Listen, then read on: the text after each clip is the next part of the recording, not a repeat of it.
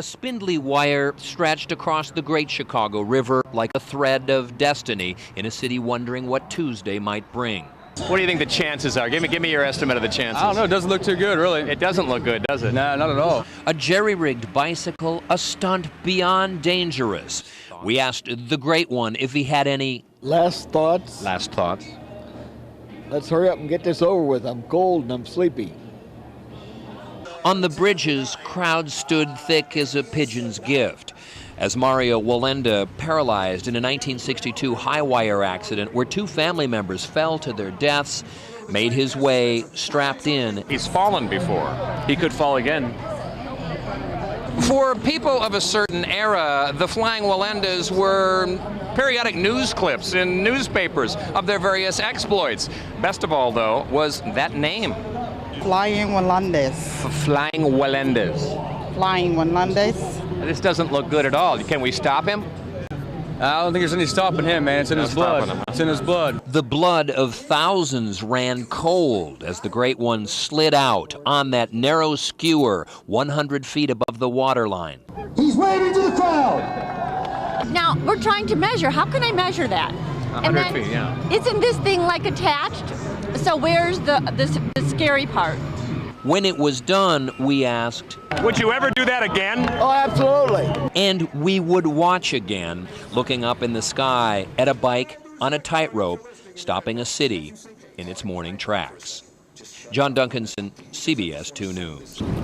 Like an ominous boat missing its sail, the mists of September 1st forecast an ill wind blowing, like the tears of a springtime child, knowing that fall in Chicago lies inescapable as bad breath on a crowded L car. The question is, where has it all gone? The promise of spring, the possibilities of summer, all fading into the missed opportunities of fall. It's a time we try to tell ourselves we did something grand with the summer now past. Oh, I did that, yeah. You did that? Yeah. You climbed Kilimanjaro? No, I didn't do that. We found bike shop manager Troy Crady and spoke to him of lost opportunity. And now that you haven't fulfilled those plans, you've lost something.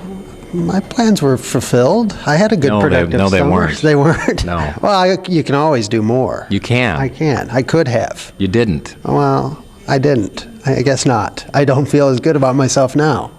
As you did 5 minutes ago. As I did before you came. Field Museum anthropologist Gary Feynman says there's no reason to despair, that for early cultures, September was a time for cleaning the streets, cleaning the houses. It was a time of rebirth for them. It's September 1st. Do you feel reborn? No. If not, hopefully, some green grass before the snows still ahead. Jon Duncanson, CBS 2 News. Take a ride on a CTA train, and if you want to get off at Belmont on the Blue Line, the closest you can come is Beamont. Have you ever been to Beamont Avenue here? Can I go? It's a misprint on a mass transit scale. You can transfer to the purple, brown, or red lines at the Fullerton stop, or can you? On new CTA placards, the transfers at Fullerton don't exist. Confused? Call this number. We did. Hey, this is Nick's cell phone. Just call me back again some other time because I never look at my messages. It's a proofreading error that will cost the CTA about $75,000 to fix. Embarrassing? A CTA spokesperson told us today, of course it is. You might think it's no big deal, but what if this signage fiasco was taken to its logical conclusion? What if faulty proofreading made State and Rush become, say, Slate and Push? Push and Slate. Push and Slate. Push and Slate. Push and Slate. Could you find it? I don't think I could find it. Where? Slate and Push? I don't know what that is. Intersection of Slate and Push? I don't have any idea. A GPS nightmare. The masses with no real place to go. Proofread it. That's all you really have to do. Pretty sure I could handle that. For now, the CTA says they're sorry. New signs should be proof-ready in a couple of months.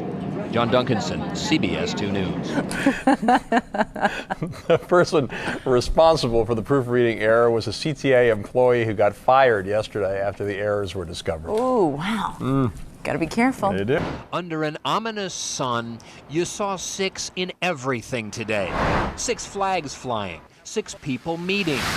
And while folks tried to act unencumbered by foreboding doom, you just knew they were thinking 666. Today, if you buy what some are selling, it's the sign of the devil, the end of the world. From the book of Revelation, the number of the beast, it says 666. This is me playing my guitar. We found Carmelita Miles today actually celebrating 666. It's a good thing. This is 06, 06, 06, and you're 66. Exactly. That's a lot. That's a whole lot. Just today, 30-year fixed mortgages hit 6.6% on 66th Street. We found a numerologist. We went to her address. 3 plus 3 is 6. 6 times 5 is 30. 30 plus 3 is 33, and 2 3s equals 6. And a 3 and the 2 together, we get a 5. Inside, she couldn't have been less satanic. She says 6 is a loving number. You don't believe the world is going to end today? Of course not. It's not. No. You're fairly certain of that? 100% positive. That Damien isn't out there, or Satan, or the Antichrist is going to just change everything for us today? Of course not. Still, we had a devil's time not talking about 6. 6. 6. 6. 6. 6. Just another day, just another number. Jon Duncanson, CBS 2 News. It's the last day of legal sautéing due to a city council vote heard literally around the world. We found geese and ducks bleeding out a big nya-nya-nya-nya-nya to foie gras lovers everywhere. Our first stop, foie gras. Foie gras. Foie gras. Oui. Learning to say it at Language Stars, a children's immersion language center. Foie gras. Rah, rah. Foie gras. Rah, rah. According to Wikipedia, it's the fattened liver of a goose or duck that's been overfed, though not everyone knows of it or apparently serves it.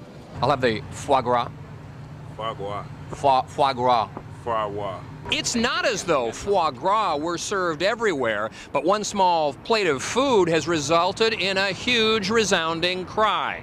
Someone who does serve it and is serving the city with a lawsuit for the ban on it is Alan Sternweiler of the New American Cafe on Huron. I saw a lot of foie gras, and even more so since this whole thing started several months ago. Alderman Joe Moore started it, but couldn't take the time to talk to us about it today. Neither could local geese, understandably jumpy until the ban takes effect. This man will defy the foie gras for sale ban. Chef Didier of Cyrano's will serve it for free, charging for the wine that comes with it. The city is wonderful, you know. The aldermen are different. Something even a goose has known for some time. Jon Duncanson, CBS 2 News. The sign says something magical is inside the store. So we walked right on in, down the aisle, down the escalator. And on the maps that Macy's drew, there was the magical street they border. Randolph Avenue? Randolph Street. Randolph what? Randolph Street. What? Street. Street. Yes. Marshall Fields always got that right. On the south side of Macy's, the new out-of-towners proclaim it Washington Avenue. But on the old Marshall Fields sign, it doesn't say Avenue. It says Street. Street. Oh, yeah, you're right. It does say Street. Washington Street. It's not Avenue. No, it sure ain't. It sure ain't. There it is, too. Wabash Street. Macy's never called us back about the snafu, so we asked retail expert Jennifer Waters of Dow Jones Market Watch. Talk about your major faux pas. I mean, obviously, it says that they haven't quite dotted all their I's and crossed their T's. I mean, that was just plain sloppiness on their part. Randolph Avenue, Wabash Street, Washington Avenue. How hard is that to get right? Would you have gotten that right? I would have gotten that right, yes. In fairness, the CTA spelled the Belmont stop the Beaumont stop on all its trains. And today we discovered Rand McNally calls Randolph Street Randolph Drive. Call this a typical mistake of the new kid in town, always trying to change things the minute they arrive. On State Avenue, that great avenue, Jon Duncanson, CBS 2 News. You can't change that one.